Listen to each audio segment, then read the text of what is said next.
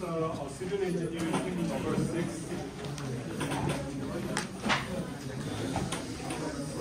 Is it good?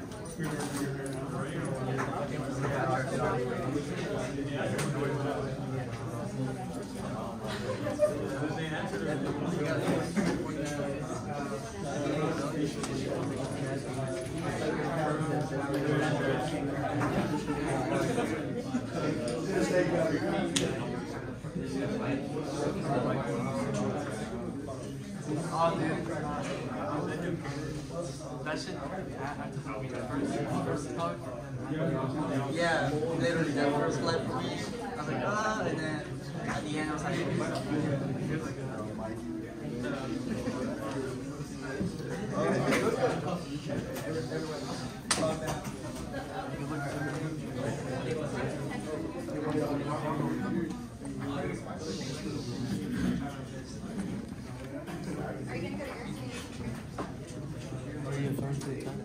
I already have.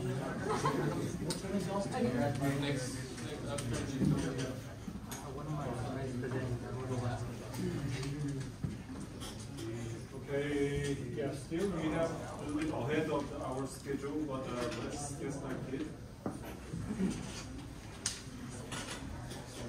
Hello everyone.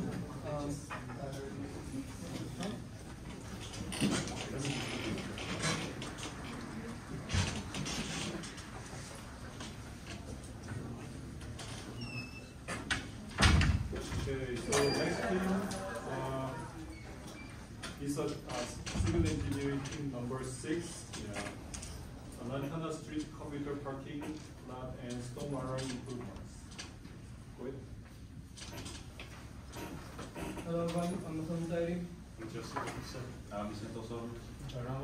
And we are Lantana Street commuter parking lot and stormwater improvements. For the motivation of our project, we wanted to develop something that has a positive impact on the students' life of Tamuk. Our project can protect people and property from flooding and intense storms, establish a commuter parking lot in the heart of campus, provides an event center and a venue for entertainment, improve drainage surrounding the intersection of Lantana Drive and Engineering Avenue. The goal for our project is to design a passive stormwater drainage system.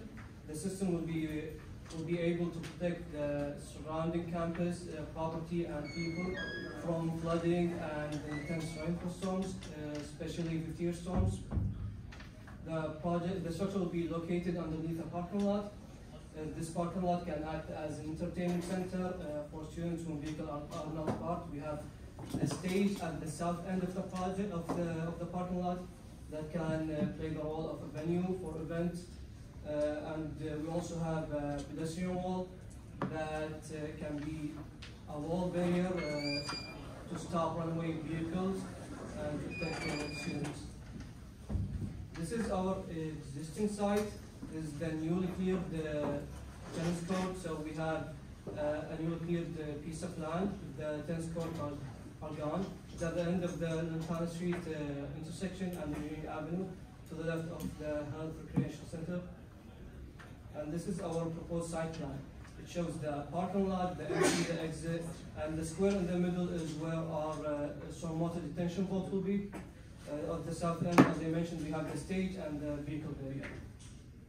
All right, so what is a stormwater detention vault? I think this is one of the tough concepts of our project to understand. But basically for us, it's going to be made of reinforced concrete buried underground. We're working with 5 feet of elevation that will end up tying into the existing stormwater line.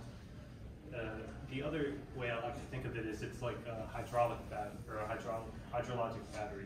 So we have a larger inflow coming into a huge void space and then a small outflow. So that difference in the inflow and outflow helps us to store water and prevent it from automatically going into the stormwater system and inundating the rest. This here is a plan view of the actual detention bowl. Now this has 4 main structural components of it. The first being the concrete precast caps that will be on the roof caps. Second being the exterior walls, which act as retaining walls, since it is underground, and that's highlighted there in red. The third would be the interior walls, which are basically just the interior walls, and they're just load-bearing walls and hold up the parking lot above it. And the fourth being the monolithic slab. All right, so what else we're going to use for this project is void space. So this is going to use 3/4 inch to 1.5 inch washed limestone gravel, which has a nominal value of 40% for purposes of drainage. And it will act as a secondary reservoir for groundwater infiltration on our site. The stormwater will end up going into the vault, whereas the groundwater that leaches through the soil and the surrounding area will go into this void. So we use approximately almost 2,200 cubic yards of this limestone fill throughout the project. And it will entomb the slab, and as you can see here, this is a blown up version of what 2 of the baffles would look like. So we have our exterior wall roof caps, just a cross section of what you kind of expect if you were constructing. So what you see here is a site evaluation. So looking for us, they just excavated the land that we're going to use for our location. It was tennis courts, but they cleared all that out. So it's pretty much a fresh new start of land.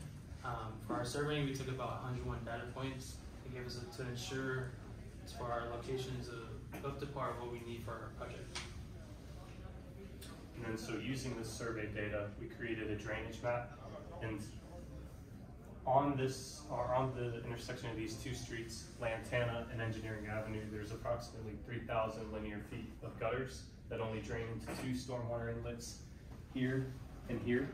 So what our plan is to add another 2 stormwater inlets and basically take a lot of this impervious pavement, the water runoff from that, and channel it underground so it's not fast moving, essentially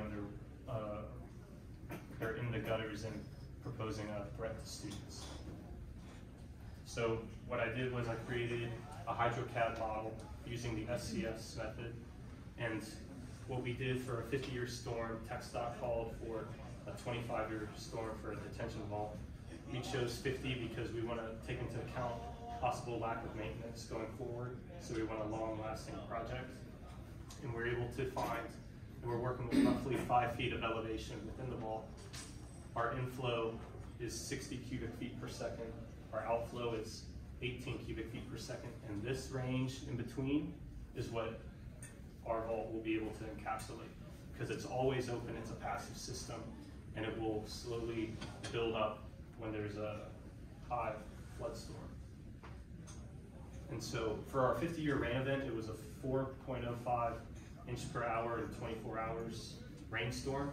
So how big is the vault going to have to be to account for this? What we designed was approximately 330,000 gallons of underground storage. This is only going to be utilized for 72% of a 50-year storm event. So we have that extra 28%, and then the ground, or then the void space gravel reservoir as well. I'm going to start off with the exterior wall design. They're active retaining walls. The easy way of thinking of it is like a large box underneath the ground or even a basement. So they have to be able to withstand the weight of the soil. But in our case, we're having a void space. That void space is made out of washed limestone. So they have to be able to support that weight. And the next slide is our design. As you can see, where the kind of that white color, that's the gravel. And something really important about this design, there's many different designs. For a retaining wall, we chose this one because it uses the heel of the which would be this section right here.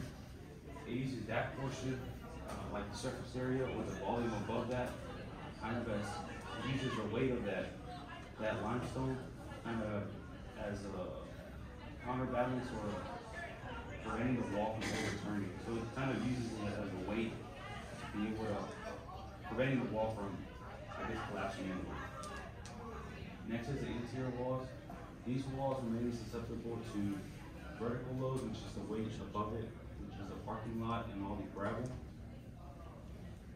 And so this here is the interior wall, and like I said, it was mainly vertical loads, but another load that we took into account is like the water. Since it is open to the atmosphere, the water will rise evenly, so the pressure for the most part will equalize, but we know water can move around, so we added steel pins at the top, making it a pin connection, and making the bottom fixed in, so that pin connection prevents or resists the movement of the water. Now these are the calculations we did for the exterior wall and the interior concrete wall. Calculation that I would like to concentrate on is that overturning moment, which is kind of what I explained earlier, that it uses that heel surface area kind of as a counterweight. As you can see, our design moment was 8,000, around 8,000 pounds per foot, and our maximum overturning moment was 4,000. So as you can see there, it's adequate, as well as our shear on the stem of the wall and on the shear on the heel, it's also adequate. Our interior wall is mainly susceptible to compressive forces. So the design, it may seem like it's over-designed, but it's around like 200 kicks per square foot. That's what the wall is capable of handling. And the maximum compressive load or force that we found that would be acting on that wall at any given time is 5 kicks per square foot. Now, it may seem like a big jump, but we don't know what can happen in the future on that parking lot. So, kind of, there's always going to be different types of loads. Maybe when there's an event, there's going to be a lot more load than if it were just a parking lot. So we factored that in for like a factor of safety, making sure that it can withstand any type of event. Now this is the monolithic slab, which means it's all poured at once. This slab is sloped at a 0.45% towards the outlet. The reason we did this was to, so we won't have to use like a pump to pump the water from the bolt into the storm drainage system. So we're using gravity as to do that for us. And it's we've met here by continuing with the footing design of the wall. We're making the slab consistent with the design of the footing. So the reinforcement for each footing, I think it's like 6-inch spacing. We're gonna keep that all throughout. It may seem like it's a little much, but it's easier than, I guess for construction process, it makes it a little bit quicker instead of having to change reinforcement where there's not gonna be a wall. These are the precast roof panels, and we have approximately a little more than 200 utilized, anywhere from 4 foot by 8 foot all the way to 11 foot by 4 inches. These are all 6 inches in depth, and these are reinforced concrete. On each of the corners, they are going to have a lifting eye pin bolt, and what this allows us to do is, because these are precast, we can fast track offsite and save time compared to with the monolithic slab. Everything's cast in place. These will just be the caps that end up going on top of the steel pins. And so another thing we're using is geotextile throughout our project. TX7 will be used for pavement stabilization. It's a geogrid offered by Tensar. And what this allows for us to do is, because the soil condition from our geotechnical testing showed us was that it's poor bearing capacity throughout all of South Texas, essentially. And this helps us save half the amount of aggregate. So instead of having to have 18 inches for aggregate for a pavement design, we only need to have 9 for this. And then our TE6, it's a non-woven filter cloth. What this allows for us to do is to protect our void space, because you don't want sediment and other types of animals or debris from clogging the pores of the void space. So for a longevity purpose, we need to have a filter cloth for that. Alright, so following what Joe just said, we're using type A hot mix asphalt concrete for our parking lot. And that's going to include 9 inches of limestone base, half to 3/4 of an inch. And we're also going to use TX7 for a stabilizer to help our soil build capacity. That's nearly 1900 BSF. So this is our parking lot. What you're looking at is a proposed traffic flow through parking lot top view. To the north side is going to be Engineer Avenue. You go through, turn around, and on the south side of our parking lot is a pedestrian wall and our stage concept. Our parking lot is 80 parking spaces total. That is including the 4 accessible parts for ADA. That does reach the requirements for ADA. And each of the spaces are going to be 60-degree angle for easy access for the students to go in and out. Alright, so this is our pedestrian wall. This is going to act as a first line of defense for the barrier, as a barrier for the students that are occupying the stage at the moment. It's going to be the same length as the parking lot, it's 100 feet. For that, we're using number 4 rebar at 6-inch spacings. And for this, we're including dowel. So the dowels, it helps the load transfer from the column to the footing. And since we are including a wall, I included a wind load. So in Kingsville, Texas, I used the ASC 7 hazard tool. And that's for the 146 mile per hour wind load. Alright, so what we're looking at is a top view of our stage looking in. We're going to have these void spaces of our stage. Each void space is going to be 9 by 2 by 9 by 2. The total cubic yard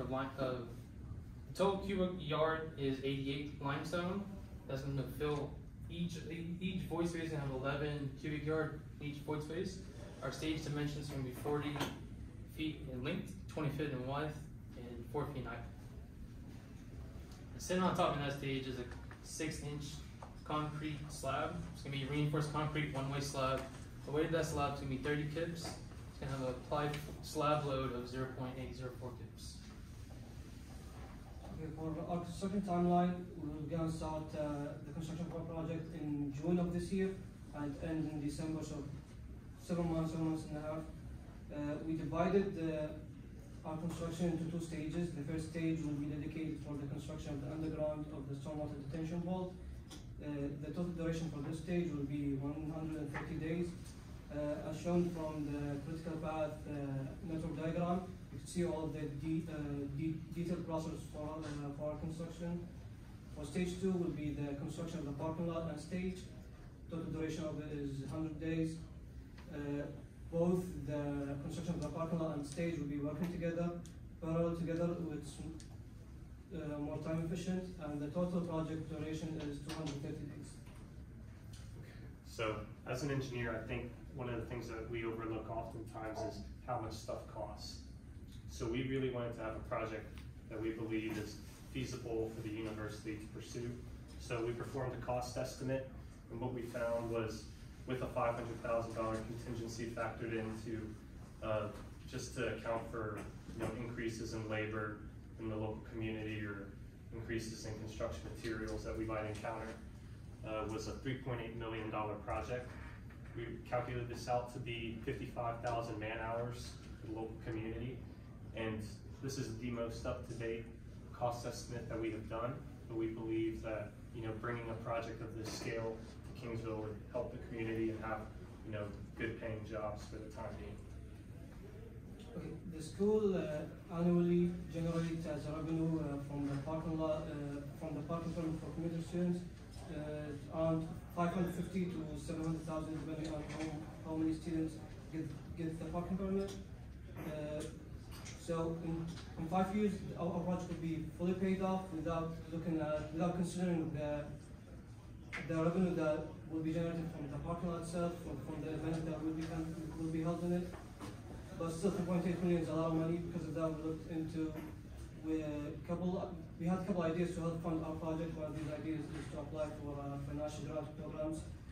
After some research, 2 stood up for us. The first one is the Public Works Department for Clayton County, and the second one is the Texas Water Development Board. For the Texas Water Development Board, they cover up to 75% of the total price of the project, and up to $5 million. they only ask for the project to be able to reduce the risk of flooding, which we believe we have, and we believe that we are strong candidates in both of these projects. All right. And then lastly, we had a guest speaker come earlier in the year from Envision, and we believe that having a project that's long lasting is extremely important, as well as not only are we going to be helping people, but we're going to be protecting the environment. Whenever this void space fills up, it allows for the sediment and the trash and debris in the water to flocculate essentially, and whenever it goes out in a storm, slowly over time, it will catch all this debris that won't clog local waterways and pollute it. We looked into possibly salvaging this stormwater for other uses, but we determined that if there is any oil, it would contaminate too much. But we believe that it's a good thing to be a steward of the earth, and this is kind of help us assess the climate change as it comes through in the future. Thank you.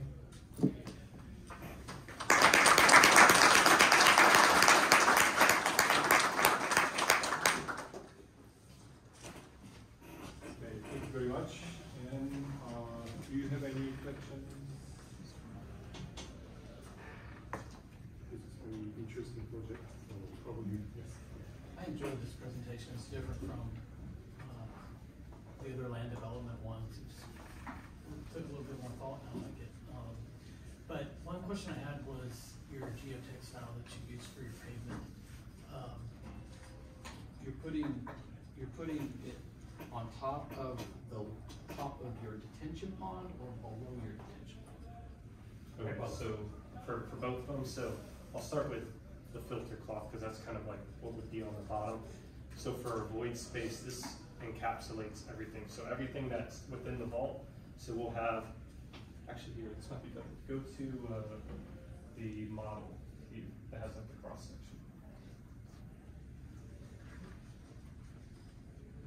All right, so as you see, there is, on the bottom of this, there's the non-woven textile, then there's the void space. We have our non-woven textile as well, so it encapsulates everything. And then we have, for our pavement design, we have our geogrid on top of that, and then our 9 inches of base. So that spans, like the bearing capacity, where the vault is and where the void space is going to be different compared to where it is where just the soil is encountered.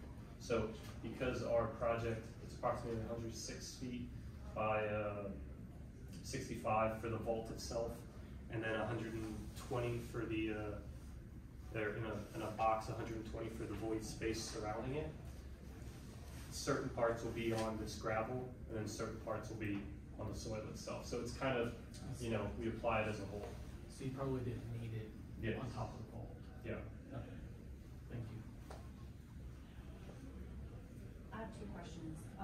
Like Robert said, it's a definitely an interesting project. So my first question is, where did you guys draw the inspiration to do this project? So I'll start that. Yeah, so, I've been a student I lived on campus for almost 4 years, and, I always kind of see, I people watch is the best way to say. So after one of these rainstorms, I've always noticed that it's really fast moving water, it's deep. If you came here yesterday, you probably saw it was flooding all throughout campus, but I saw a lady try to jump over this, like the gutter that was filled with water, and she fell in. So I was like, well, it is a hazard when you don't think of it. Like when it's not there, it's not necessarily needed, but when you really do need it, it's the worst possible time. So that was kind of the inspiration for it. And then, using the vault as for sedimentation and catching debris and stuff like that. I think just, being an avid fisherman and hunter, I really think, taking care of the earth and leaving it a better place than you found it is the best way to operate. My second question was, you mentioned like a pedestrian wall and a stage. Do you have a view of that, of where that sits on here? It's gonna be at the south end. Okay. This is gonna be the wall, and right next to it is gonna be the stage bearing. Okay, So and this- I'm sorry, go ahead. So the wall is gonna be like the builder you see like a Target, Walmart, the poles, the balls and all that. Mhm. It's gonna act like that. just as kind of like to reinforce safety for the students. And what was the vision for the stage? Just the extra stuff to do around Kingsville, because I know everyone knows that Kingsville is not that much to do. So this brings like you can do concerts, you can do ceremonies, you can do graduations, you can do anything. It's a stage pretty much, so whatever you think of, you can desire. So. So you could shut down the parking lot then? Yeah, so we use the interior parking lot for the spacing, for like the event or whatever. Okay. So just so that we can be enclosed, so be safety all around. So. To add to that, usually every fall there's a country concert on the by Mesquite, so that'd be a great place to have a country concert. Oh, yes. I have a 2-scale model. If you'd like to see it, it's over here off to the right. I think it will give you, you look on the drawings, if you see it in person, it would really make a lot of sense. So, if you have the time, please come by and we'll walk you through it too. Did y'all look into any options to do pervious pavement versus asphalt pavement? Yes, so we looked into pervious pavement, but we ended up choosing the type A asphalt because there's a lot of cars coming in and out every day for the campus. So I almost consider this as a road, this parking lot specifically. If it was, towards the football field, I could see pervious pavement being a thing. But I think we make up for the pervious pavement with the use of the void space for the gravel, and we have green space all around. Our watershed was 13.6 acres for this area specifically. But the type A asphalt would be our best bet for a long, durable construction. Compared to, we looked into type B, but it's mainly virgin rock type A, so then we wouldn't have to worry about necessarily doing pavement treatments in the following years to come.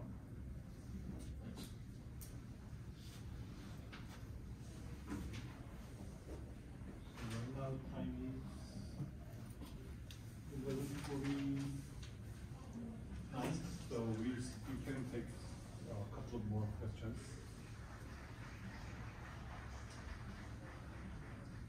Just a random question. So it seems like a really good project. Have you had an opportunity to discuss it with leadership here at the university as a potentially real project? Yes, so we haven't spoken with the university mainly because we didn't include a lot of utility lineups because it's considered confidential information. So our plan was to submit proposals, which we have written up on our poster board, to the university. But I think this is, I see they build a $20 million music building. This helps everyone out. So I really want to kind of emphasize helping the whole commuter school because it's 87% students are commuters. Maybe they all don't drive a car, but there's a lot of need for that access.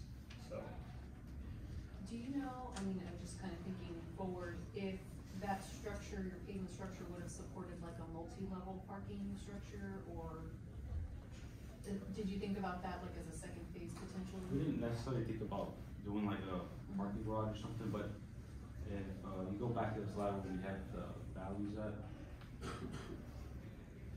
at least for the compressive load on the interior walls, it was designed for 204 kilometers per square foot, and our maximum load that would be on there, like that's one of the factors they took 2, or we multiplied the values by 2, and so it was only 5 kilometers per square foot. So as you can see, there's a big jump. So I guess we wouldn't know if it would be able to sustain a parking garage, but I think maybe with just a little bit of designing, I guess it's exterior walls, so we're changing the design possibly can.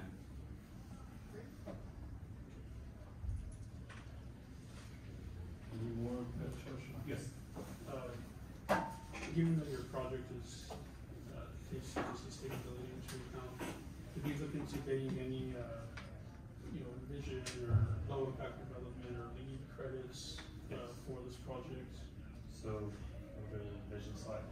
Following Envision's guidelines, we believe that we have an enhanced status or an enhanced rating.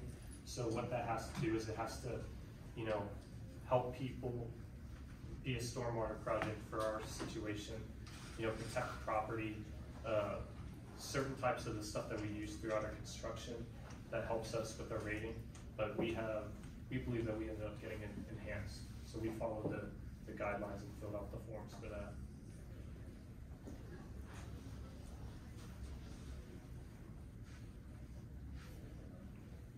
Any other questions?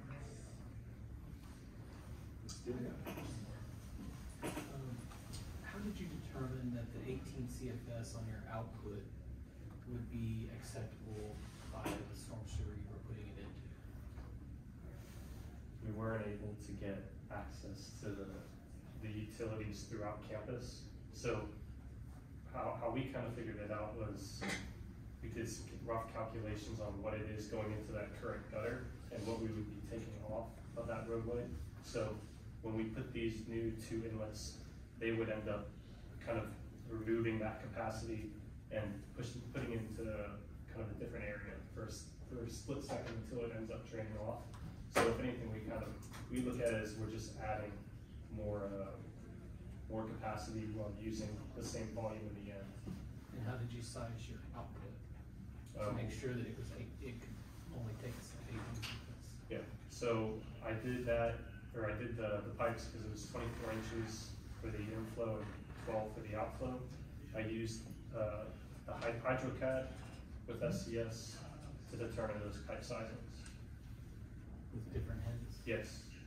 So the elevation that we get was 4.9 feet.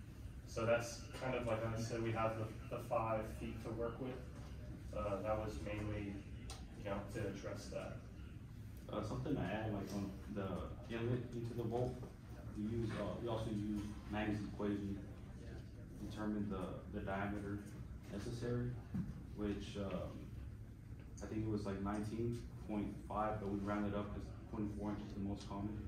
So that was 19 was the minimum size required based on our area or the area of our inflow. So that's how we calculate, I guess, the diameter of the inlet to the vault.